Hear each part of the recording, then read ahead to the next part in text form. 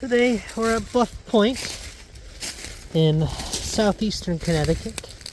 Hello, we're in Bluff Point, which is in Groton, Connecticut, southeastern Connecticut.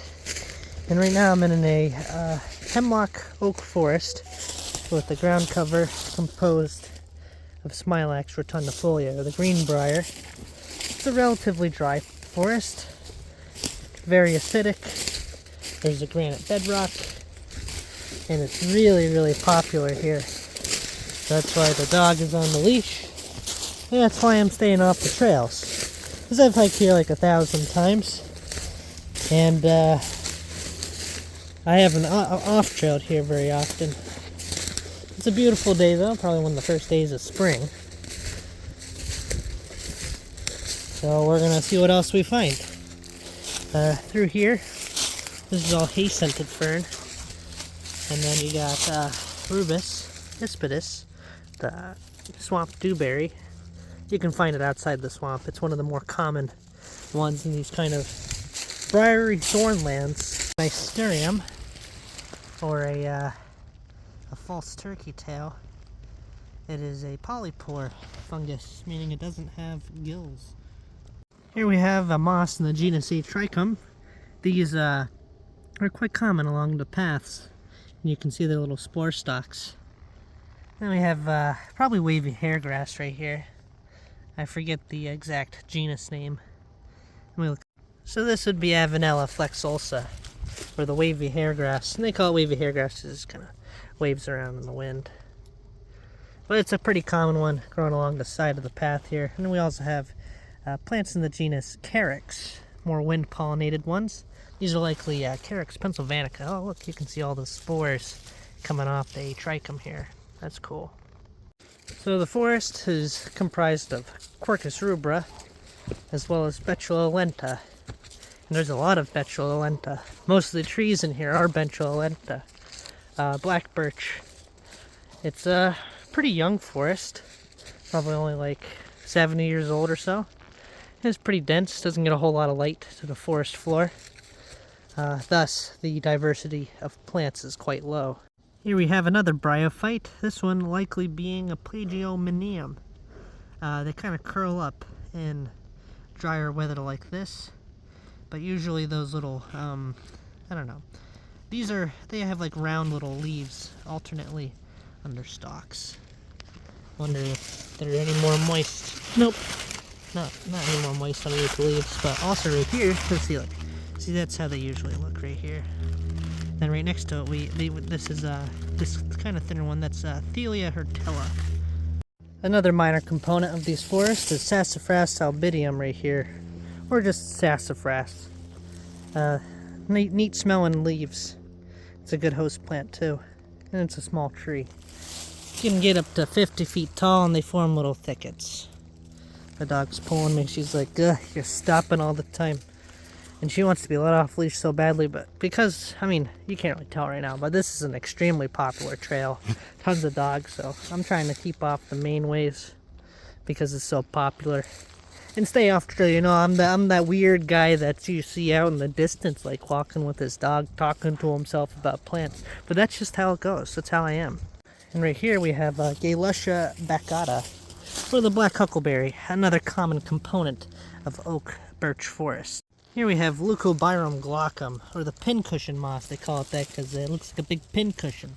Also mixed in is some Callicladium imponens. That's this one here. And then all these little guys. These are all the little the spore stalks of the Leucobirum. It's quite the common moss. It just forms these big orbs. Right here on this small red maple, we have damage from deer, white-tailed deer, rubbing the velvet off their antlers. So they scrape it off. I wonder if there's any remaining? I don't know. I wouldn't know what it looks like. But it's basically that weird fuzzy skin that is on the antlers that, you know, they rub off because it gets itchy. Look up deer velvet. That'll give you more of a, I guess, definition than I could ever.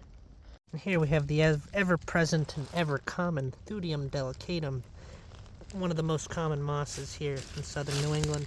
And right here we have Eulata crispa. It's another little bryophyte, and you typically find these on trees and rocks. They're very small. Let's see if I can get a good zoom on that. It's hard to do that because the dog's constantly trying to tug me along. She's like, come on, why you stopping talking to plants? Here's a dense grove of American beech, Fagus grandifolia, with its smooth bark. There's a bunch of them here. And your ever-present and ever-common Chimaphila maculata. It's hard, because I want to focus. My dog runs away and I have to, like, reel her back in. And then she's just full resistance. But Chimaphila maculata, blueberry family, and it's the most common little sub-shrub. It's not very common densely, but you're going to find it in every forest you walk through. Here's another plant in the blueberry family, Monotropa uniflora. Can you not? She always does this. It's hard to botanize with her, but I wanted to take her out because it's such a nice day.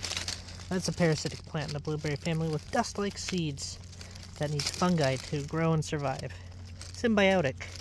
It's actually parasitic. How about that?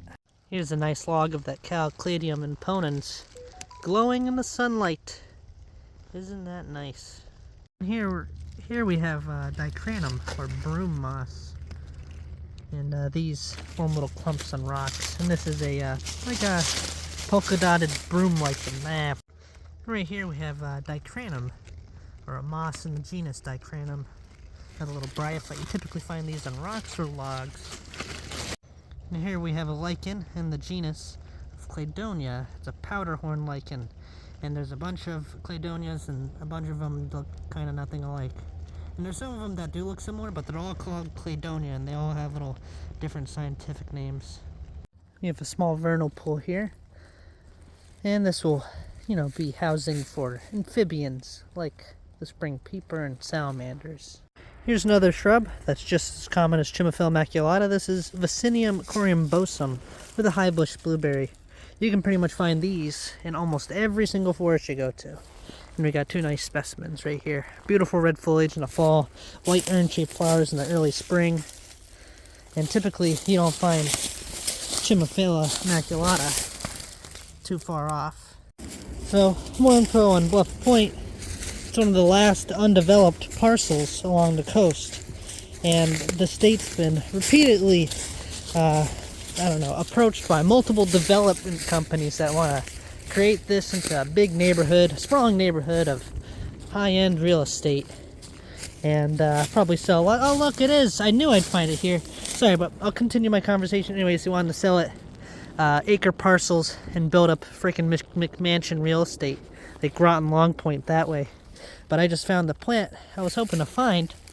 Little Chimaphila this is Goodyear pubescens. It's a common orchid, and it grows on north slopes like I am on now, and in areas with low, soil, leaf litter density. Basically the soil needs to be pretty close to the surface. It can't be buried underneath a few inches of leaves. And right there, that one's a New York fern, the remains of these ferns. And they kind of grow together. Where you find New York fern, you might find some Goodyear pubescens. So here's another moss. This one's in genus Polytrichum, related to the Atrichum, which I believe some of this might be Atrichum. But this is Polytrichum. You can tell because it's more of a stalk. So this is the Polytrichum, and this is the Atrichum. Atrichums typically are more just kind of, they don't really have like much of a stem, whereas the Polytrichums are like a little miniature tree. And here we have another common one. This is Pyrola americana, or the American wintergreen. These are kind of like, yellowy green flowers in July. And here's your evergreen leaves, slightly tinted red, and you can see the new bloom forming right there. And that'll come up within the next, 6 months or so. Here we have Hedwigia ciliata. Ew, she just like burped. It's also known as ciliate whore moss, but I prefer Hedwigia. It's a little bit less mean, because this isn't awesome. You'll really find it on rocks and logs, and it's really beautiful right after rain. When it dries up, it kind of shrivels a little. Right here we have the leaves of Populus grandidentata, or the trembling aspen, I believe, or big leaf aspen. Let me look that up. Alright, it's the big tooth aspen. Populus grandidentata. Ophelia would prefer to walk the path at a very swift pace, you know, but swift pace and then stop somewhere and sniff for 5 minutes, and then swift pace to the next place about 10 feet ahead. And then she's like she pulls the entire time. So, and then, you know, if I let her off leash, which I sometimes do, it's alright to do so in uplands like these, but I can't do so in spring. It's good, I can do it in the fall. And I can't really take her to swamps with me because she just wamples around. She makes everything she gets so muddy, it's a pain in the ass. But she's a good girl, either way. So now we're heading into the older section of the forest here, or the oldest. We have really big oak trees, like 2 to 3 feet around, but there's some that are a little bit larger, like up to 3.5. And so this area is probably a little bit over 100 years old. I'd say it might even be 150 or more. And it's always been a forest. It never was a pasture. Down there, where you see the wall in the distance, beyond that was a pasture. And this might have been a pasture like maybe in the 1700s. I found barbed wire up here, but I don't think it was ever a cleared pasture. Like, I don't think it was ever fully demolished. I think there's always been trees. And why that's significant is because that means a lot of the old the microbiota in the soil survived, as well as, you know, potentially the plants that used to be here as well, or at least the same kind of makeup. Maybe lost a few here and there. God, I hate walking with her. She's like, go, come on, let's go. Each step, she's like, like tugging me along. I'm like, Jesus Christ, you know, slow down, please. Here's a common rock-dwelling plant, a fern called Polypodium virginianum, or the rock polypody. And there's the nice little sories in the bottom. It's a great plant. Typically find it growing on these ledges and cliffs. And my dog's like, hey, quit talking about the plant, let's go. Jesus. Take one step, and then she's like, all right, we're going. And right here we likely have Caria tomentosa, or the bitternut hickory, I believe. They call it tomentosa because maybe it's not tomentosa. I don't know. It's a hickory. It's a Caria. That's what I know. But the tomentosa one they call it because it's kind of fuzzy, and these ones don't appear to be too fuzzy. The leaves are more fuzzy. Here we have Ostraya virginiana, or the hop hornbeam. And these are in the birch family, and they're small, kind of shrubbier trees. I never really see them get over, I don't know, 30 feet tall. But in the Appalachians, apparently they get pretty big. And here we have invasive multiflora rose. It has white flowers in June, and it's pokey and it's invasive. Red berries, and there's very little insects that eat the leaves, so it takes over. It's not a fun plant. And it's much worse where there used to be pasture, because it used to be grass and didn't have, you know, all this stuff in here to stop the invasives from coming in, because the invasives, they don't tend to like kind of intact forests like this. They do like heavily disturbed or young forests like that over there. But, you know, they slowly creep in where they can. Right there we have a Berberis Symbergii, or the Japanese barberry. Another plant brought in by the wonderful horticultural trade. And these are super pokey and highly invasive. And they are the most invasive plant in this area. Here we have Viburnum acerifolium, or the maple leaf viburnum. These have white flowers, and then these black berries persist from, I don't know, from like August all the way through now. And the birds will eat them or they'll just fall off. That's a great native plant, great shrub. Here's a nice old patch of Pyrola americana. Typically you only see these groups in like, you know, 1 or 2 plants, 1 or 2 individuals, and this one probably has around 15 or 20. It could either be, you know, from these very spore-like seeds, you know, that are wind blown, or they could all be runners from the same plant. No idea. You'd have to genetically test each one. It could be either or. Here we have a forest understory of Haemelinus virginiana, or the witch hazel. Yellow flowers in spring, and some of these are pretty big, almost 40 feet tall, signifying the age of this forest. You know, you'll find one or two, maybe half the size, but you never see them that tall. So it just shows this forest is pretty old, and it has been here for a very long time. And it's kind of grown in this kind of wetter area. This, I don't know, it's probably a seep. Water is probably pretty close to the ground, but there is no, I don't think there's any open creek. Also in this little witch hazel area, we have Cornus Florida, the dogwood. It's a relatively uncommon tree. There's your bark, and you can't really tell because, you know, how high the foliage is or how high the leaves are, but you can see the bulbous ends of each of those little branches. In each of those is going to be a flower that is going to be white with a yellow center. It'll turn eventually into a red berry that birds love.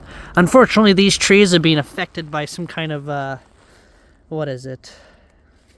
Dogwood? What is it? An anthracnose, a small beetle, or a worm, or some other disease. It's an insect disease, and it affects these trees. It makes, it kills the trees. It lowers their vitality. The insect steals nutrients from it, and they slowly die. So they're becoming rare and rare. And I found probably 2 over here. Bird disperse, one of the favorite foods of birds. And they're actually a really wonderful landscape tree when they're not being destroyed. Here's another invasive plant in the genus Rubus. This is Rubus fianiculatus, or wineberry. Absolutely delicious berries, kind of white flowers in the early summer. The berries are ripe in July and August. And they're really good, but they're invasive as hell. And typically in older forests like this, they tend to invade areas between rocks where their berry can grow, and there isn't a lot of competition from abundant oak leaves, and it's a little bit lighter on these spots, not as shaded by abundant ferns. Like this entire valley through here, it's all hay-scented fern. And right here we have Michella repens. It's a little plant in the coffee family, or the Rubiaceae. Little white flowers and a little red berry in the winter. White flowers are in June, and then we have Myanthemum canadense, which has little white flowers in May. And then those little berries persist basically from like August through the winter sometimes, but they're a favorite food of a lot of birds. Here we have a moss in the genus Sphagnum. Sphagnum moss. This one's growing right on a seepy ledge. Here we have a common grass in the genus Cinna, or cinna grass. I don't know the exact species, but they also call them wood reeds, and they're pretty common. And common, I mean in the wetter areas or in seeps, which I am in one now. I guess they start blooming in like July and August. And then they persist like this through the winter, providing food and forage for insects and birds. Here we have a Linderna benzoin, or a spice bush. Let me see if we can find any good buds on here. Yeah, right here. Look at that. These will have tiny yellow flowers in the spring. In wetlands, these can kind of form like a light haze. They're very beautiful, and they're the host plant for the spice bush swallowtail.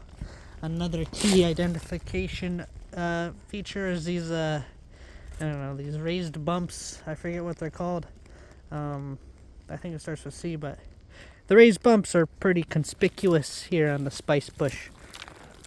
Here's an example of that Michella repens with its little red berries. This one's growing on a pincushion moss, a Leucobirum glaucum. Isn't that nice? Growing up a birch tree here, we have a grape in the genus Vitis in this kind of grape briarland. Also, we got, there is Lonicera, but this is the Berberis umbergii. This is white wood aster, the Yerbia diviridica. This is the Japanese honeysuckle, the Lonicera japonica, your Smilax rotundifolia, which is everywhere here, your Betulentas. This is Toxidendron radicans, or the poison ivy. How you can tell is the furry little root that's coming out of it. And it's very open, very thorny. There's also occasional Michella repens here and there, and Pyrola americanas. Definitely not too diverse. I rarely hike in this area of the park. But it's good to explore it. Who knows what's up here? Most of these uplands, or pasture lands, you can see the rock wall there. So this oak forest has been slowly growing back. So this is a much younger forest. The understory likely isn't very intact. While it is mostly native up here, it's still kind of developing and aging. But it is about as open oak forest as you can get. Typically very botanically poor. And not the most interesting to kind of meander through. That's for sure. That's why I typically avoided this hill area, the central ridge of Bluff Point, because it's kind of boring. And it's all greenbrier, so it's just like, Right here we have Pyrola elliptica. It is related to the Pyrola americana. It just has a slightly different leaf texture or form. And it does not have as pronounced veins, and the red color on it is much less pronounced. And growing right next to it, you can see the difference. Now, this is a normal Pyrola americana, and this is the elliptica. Right side by side, you can see there's a very obvious difference. I'm on a little tree stand, about 15 feet up. Over there is another little cove. That's the Fort Hill Brook Cove. And then we just got the uplands with all the briar. All that green, it's all greenbrier. Smilax rotundifolia. There's the path. There's your rock walls. You can see how open it is. There's the dog. And there's your little corn feed. Where they dump the corn. The deer come eat it. Once they're used to it, you come and you sit right there. You wait for one to come and then you shoot it. Kind of a boring way to do it. But I guess that's the way to do it.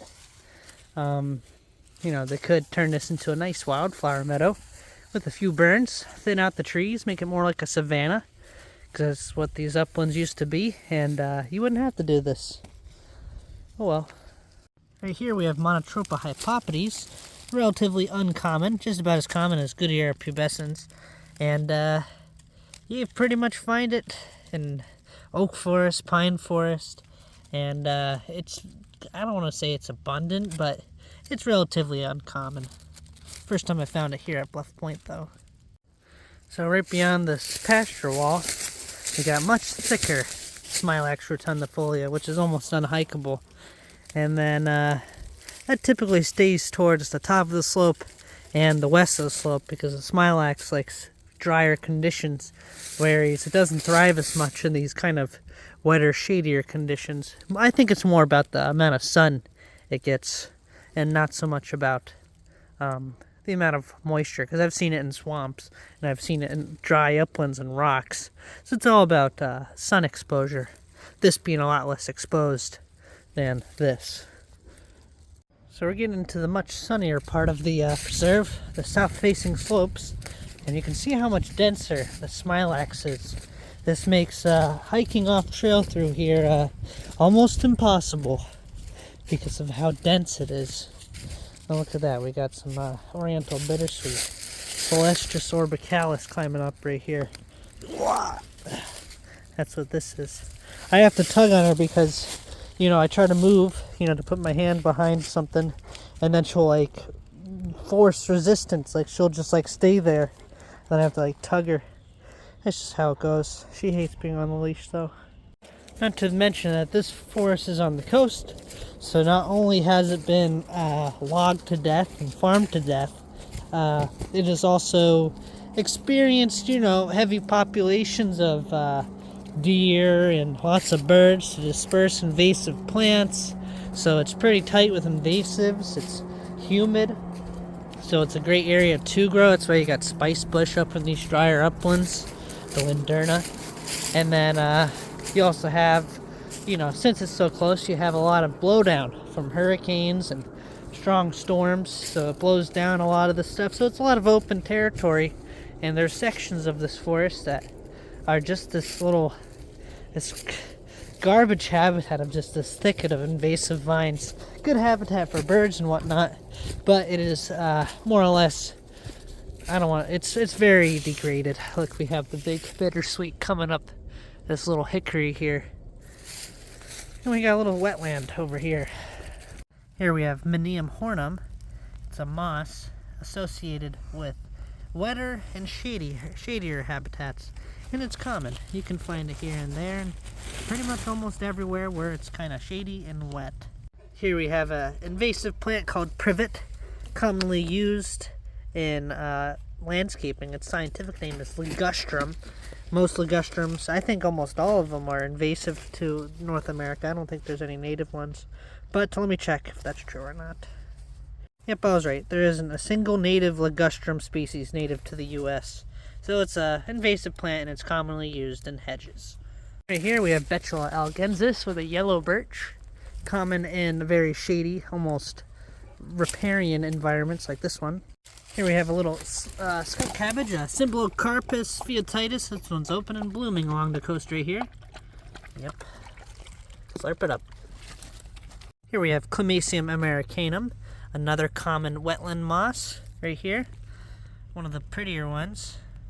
This area, where one of the only freshwater water sources in Bluff Point, or on Bluff Point, it's a big peninsula, harbors a lot of deer, so I found 2 little ticks on me, which isn't too big issue. You just flick them off, you make sure she has her collar, and then when you get home, you look around your body and make sure they're not on you, and if they are on you, you pull them off, and as long as you pull them all off before they're on you for like 8 hours, you're not going to get the Lyme. People freak out about the Lyme.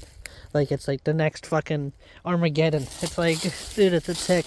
So many people are afraid of them. The skunk cabbage down here is pretty much fully open. Check that out. These typically, I mean, I don't want to say this is an outlier. I wouldn't be surprised if this is on time, because we're so close to the coast.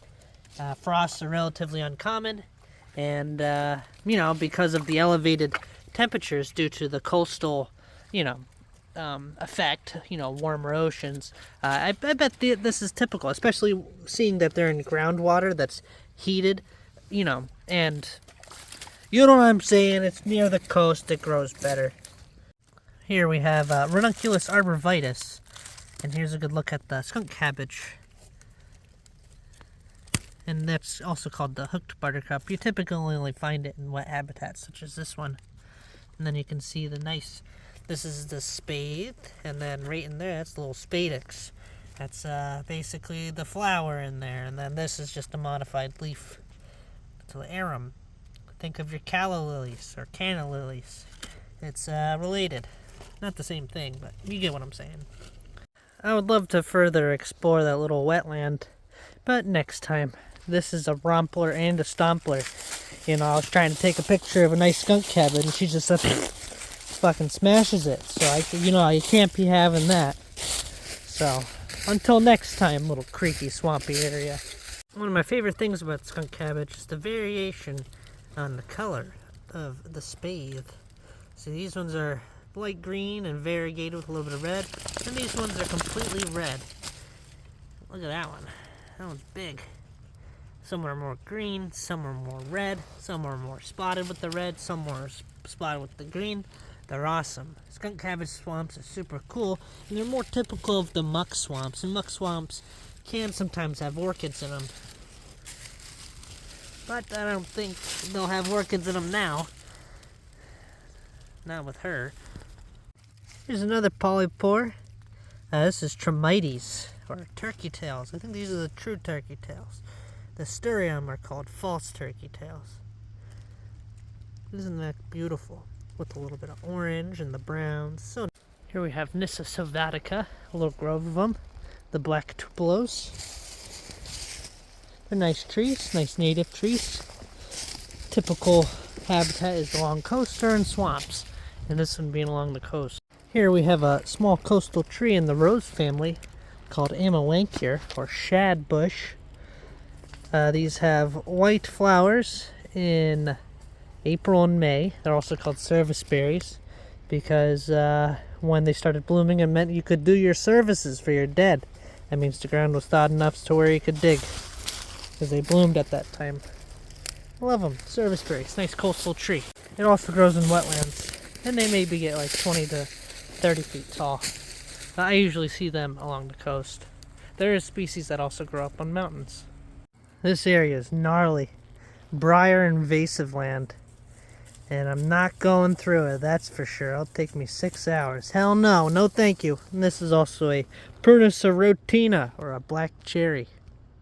Right here we have Bryorandisonia elissabara, or spoon-leaved moss, a moss typically found in more rich areas. A lot of this area used to be beautiful little bluestem pasture like this, but since they have let it go to shit, now it's almost entirely invasive plants like honeysuckle and barberry and privet and multiflora rose. It's quite sad, honestly. It's very disappointing, because imagine this being an open forest and you can see right to the coast and it just has a few scattered trees. It'd be freaking beautiful. Wouldn't be hard to do, just a few burns, open it up a little. A lot of these oaks are pretty resistant to such burns. It's sad, because it could be an epic view all throughout these forests. You know, just open pasture grown oaks and grasslands underneath instead of this fucking shit. It's looking like it's going to be a phenomenal sunset here at Bluff Point. This is a big shelly sandy beach. Yeah, it's going to be a good one. You eating the horse poop? Don't eat the horse poop. No, get out of that. No, you don't want to eat the horse poop. No. No. Sections of the beach are made up of shells of the slipper limpet. It's a little mollusk. You can eat these. They taste like clams. You got a little bay scallop shell right here too. Very nice.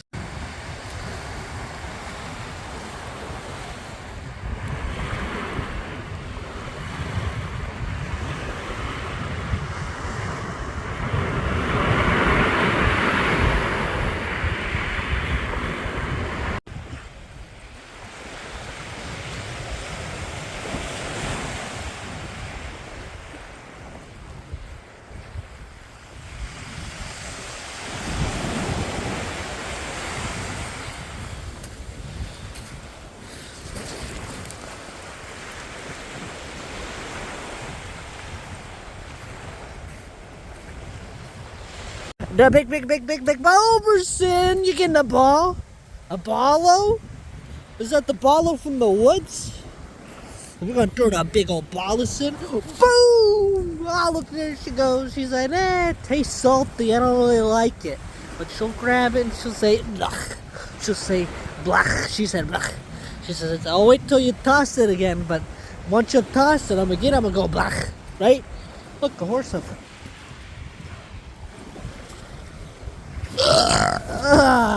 There we go. Boom! Go get a ball! She says, man, it's a little salty and I'm not really liking that flavor. She said, nope. She said, it's kind of nasty. But she likes it getting her feet wet. See, she got the ball and she says, blech. She says, blech. But she's gonna say, blech. There she goes. She said, blech.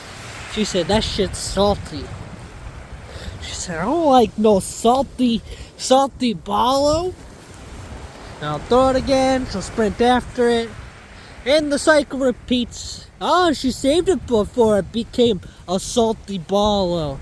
She don't like the salty ballo. Check out the damage on this dune from the storms we had back in early January. The dune plants here, I mean, they're all flopped over now, but they used to be like a dune meadow, you know? Some of these were 3 feet tall. Now it's all flushed. It's all flushed out, all smooth. But the plants are still here, keeping it down. Quite a lot of damage, though. All the driftwood, I mean, you can tell, 3 or 4 feet above with that coastal flooding. Out here on the dunes. Oh, look at that. Flowing down. Depositing the beach on the other side. Wow. Wow, we got little cliffs over here.